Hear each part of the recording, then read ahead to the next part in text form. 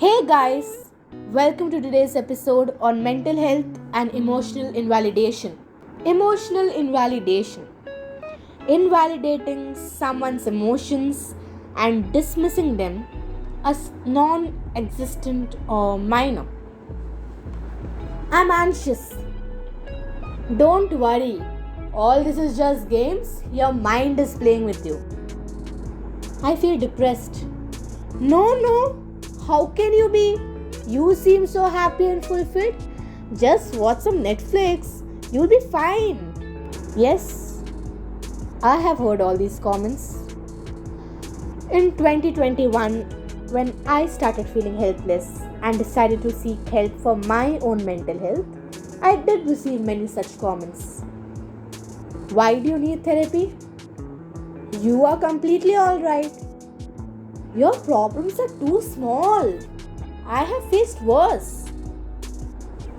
According to me, a student planning to become a mental health professional, one of the worst things a person can do is invalidate another human's feelings. Feelings are personal. They vary from person to person, and any person seeking support for their mental health looks out for validation and acceptance, be it from their friends, partner, parents, therapists, or even a stranger. 2017, I watched Dear Zindagi, a movie which changed my life. It inclined me towards mental health because for a 12-year-old young girl, they came into view something other than just physical health. We as kids are taught to invalidate our own emotions too. Remember that day in kindergarten when you were taught that the only appropriate response to "How are you?" is "I am fine." Why cannot we teach our children to be open about their emotions? Sometimes the response can be that no, I am not fine and I need help. Crying is seen as a negative emotion, something which should be avoided. Boys, especially in our society, are taught that being a male, they should show their masculinity by being strong and not crying. These emotions tend to get suppressed and can give rise to mental health disorders such as depression. A poem by Saini Raj titled "It's Okay to Cry" moves me. It is an amazing poem. A line from a poem which I love quoting is "Beverages are meant to be bottled up and not human feelings."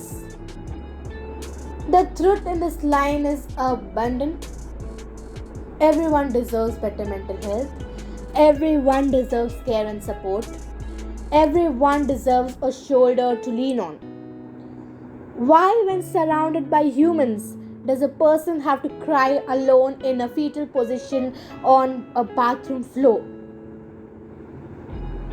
On the topic of mental health, another important thing I realized in these past 3 to 4 months is that reaching out to a random friend can help more than you would have ever imagined.